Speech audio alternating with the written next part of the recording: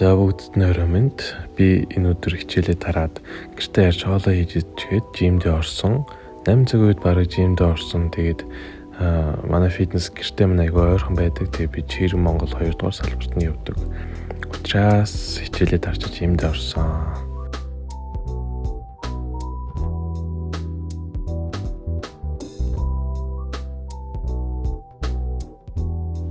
Бэлтгэл дээрээ би цээж хийсэн. Тэгээд яг тухайн өдрийн хичээлийн ачааллыг байсан учраас жоохон ядаралтай байсан. Гэтэ эцэг хоолны хуучраар нь бэлтгэлээ тажгүй хийгээд авсан. Тэгээд би маргааш өглөө нь Дархан руу явсан. Баруун аймагуудаар засыг орсон байсан учраас ер нь тал газар ер нь маш үзэсгэлэнтэй харагдчихсан.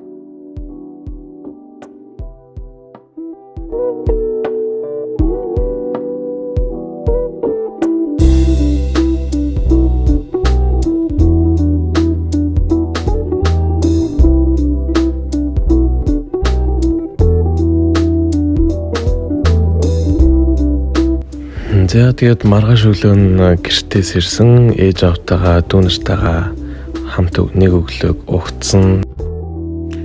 Тэгээд өглөө 9 цаг орчмын үед ирэхэд надаас бусд нь ажилдаа явсан, хичээлдээ явсан, цэцэрлэгтээ явсан байсан. Тийм учраас би хоол хийгээд дүүхэн сургууль дээр хөрөж өгье гэж шийдсэн.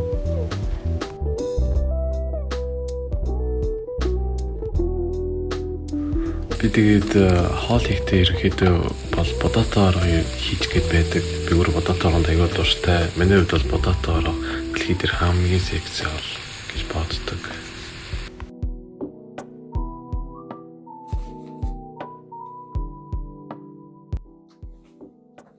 Би сэгсгээд яваад байгаа юм шалтгаан би үсээ ургуулах гэж нэг хэсэг үүдсэн.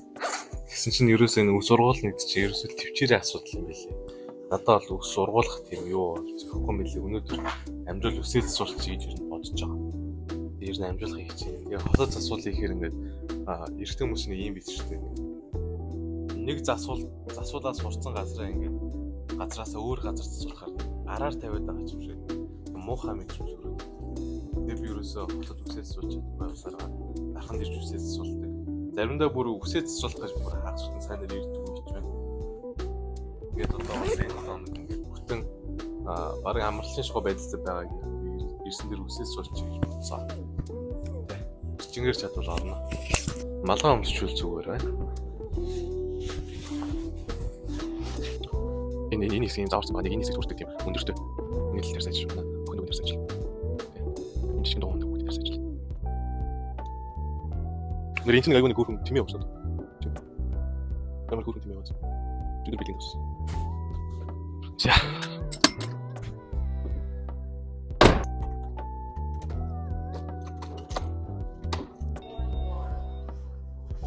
Энэ миний кейсс галзуус гэртээ.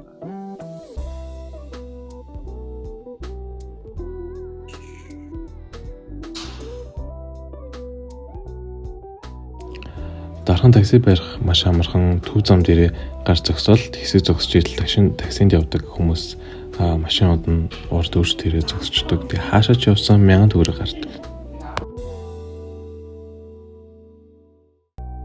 Дүүгийнхээ сургууль дээр хоол хөрөөж өгчөөд явж байна.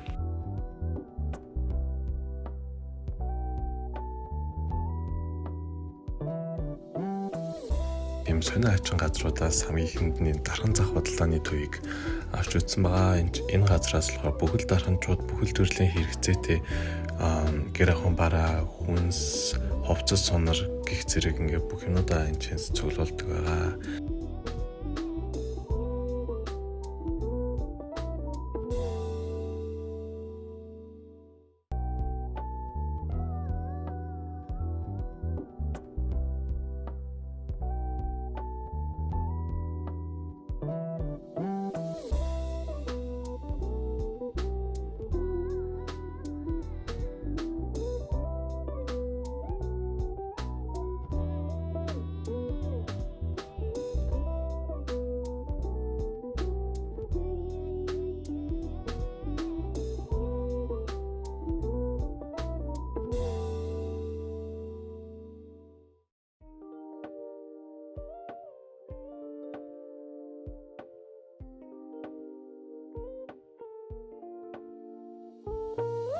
Дархан худалдааны зах нь ер нь дээрс нь харах юм бол маш их төрөлцсөн хувцсны тэм сонголттой. Тэгээ хүүхдийн хувцсны хэсэгтэй, хүүхдийн тоглоомны хэсэгтэй.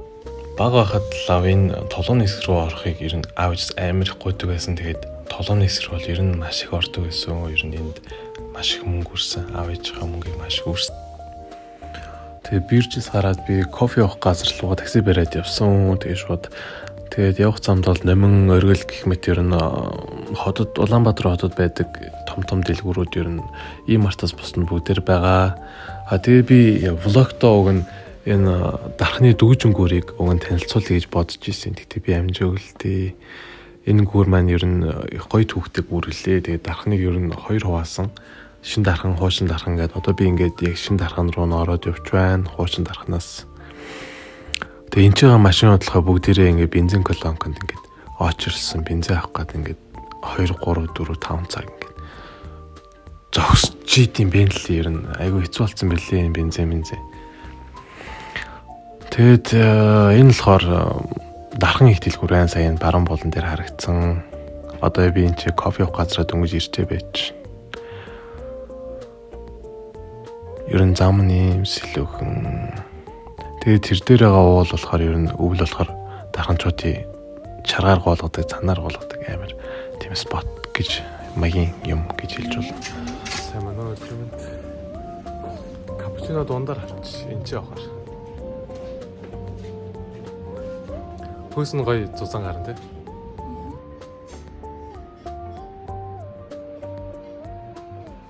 Би бинэд баг 2 цаг гарan хичээл хийж суусан бахөө. Тэгээд хичээл хийж байгаа ер нь бичээд явах тэ гэж бодсон. Тэгээд дараагийн газар нь болохоор Дархан 50 зохицолбор гэж байгаа. Дархан хотын 50 жилээрээ ийм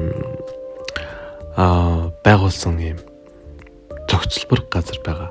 Тэгээд энэ газрын би нөгөө дээрээс нь бичсэн тийм дурооны бичлэгийг бас үзүүлэе гэж бодсон.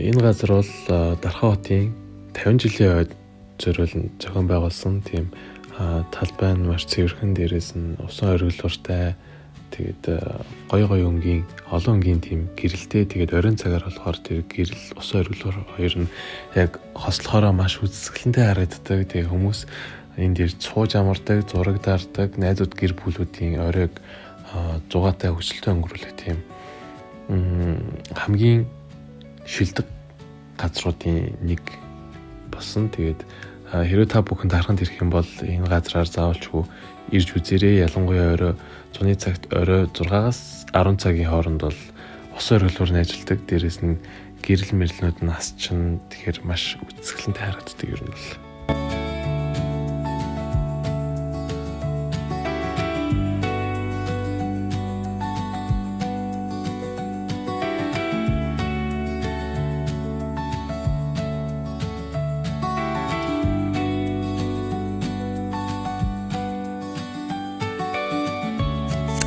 Дэлэр дээж ивийг даглаа.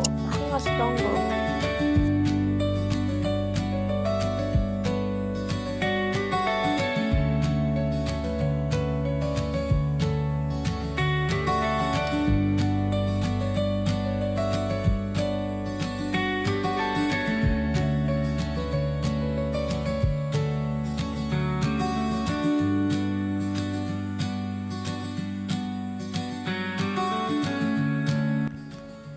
Дархан хотын зүрхийн хэсэгт 50 агаартай ногоон сүдэрт нэг л онцгой газар бий. Тэр бол Дархан парк. Энд ирэхэд цаг удааширч амьдрал жаахан намддаг юм шиг санагддаг. Хүмүүс алхаж, хүүхдүүд тоглож, хөгжим салхи хоёр нэгэн хэмнэлд нийлнэ. Өдрийн нарнаас оройн гэрэл рүү шилжих тэр мөчөд парк бүрэн амардаг. Хэрвээ Дарханд ирвэл энэ газрыг алгасч болохгүй шүү. Зүгээр л нэг алхаад гүнзгий амьсгаа аваад энэ хотын амгалан эмнэлийг мэдрээд үзээрэй.